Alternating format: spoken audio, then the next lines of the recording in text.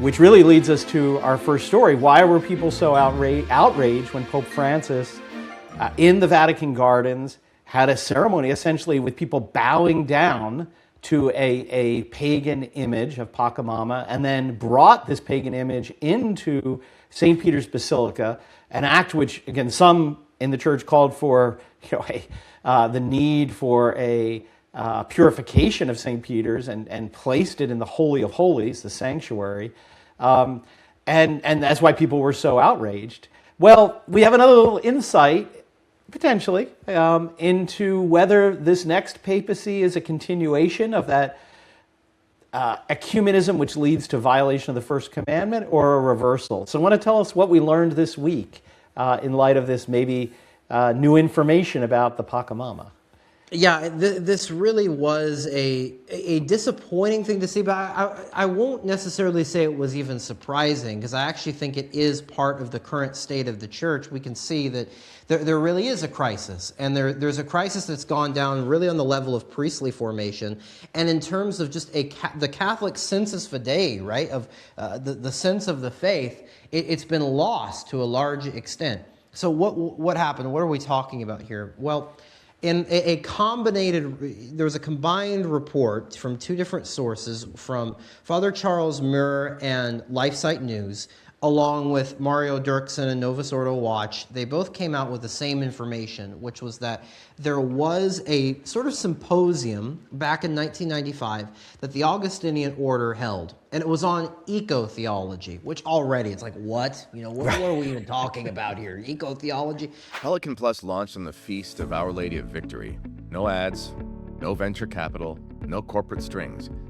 Just faithful Catholics building something pure for the church. We've already reached over 250,000 people, and this Lent, we need your help to keep it growing. Think of one person, a friend, a family member, someone from your parish, and invite them in. When they subscribe using the code PLUS, capital P-L-U-S, they get 10% off, and you're both entered into our Easter Monday raffle for a prize package worth over $2,000, including a Founders Club lifetime membership for both of you. Help us get 500 new subscribers by engaging in this with us. So encourage people you know to sign up, and in that way you can be the plus.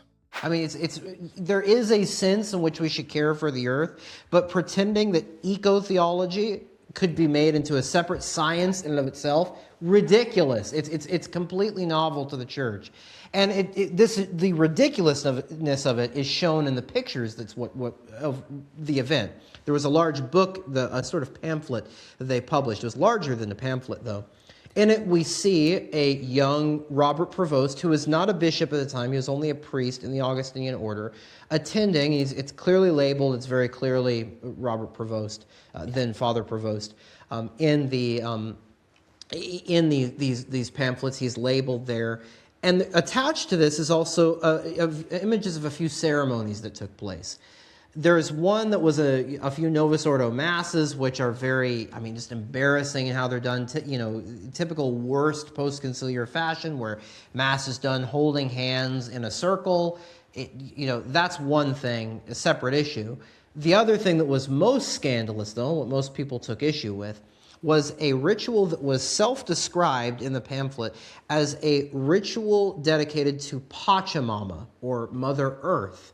And it shows the participants of the symposium in a circle, led by some kind of officiant. I personally cannot tell if it was a male or a female. Yeah. There's some kind of offering going on. Very similar, I'll say, to the Pachamama ritual that we saw in the Vatican Gardens. It looks like there might be a jar of wine. It looks a bottle of wine. It looks like there might be some incense that's being given up. It doesn't look like there is an idol in and of itself, which is actually typical. In my own reading, it's typical for these ceremonies. They're sort of invoking Mother Earth as a sort of an embodied spirit of the ground, of the earth itself. And so they don't sort of need an idol because they're worshiping the earth. And so there's some kind of ritual that is going on. And we also see all of the people in the symposium, including our current Pope, Robert Prevost, prostrating themselves on the ground in a circle.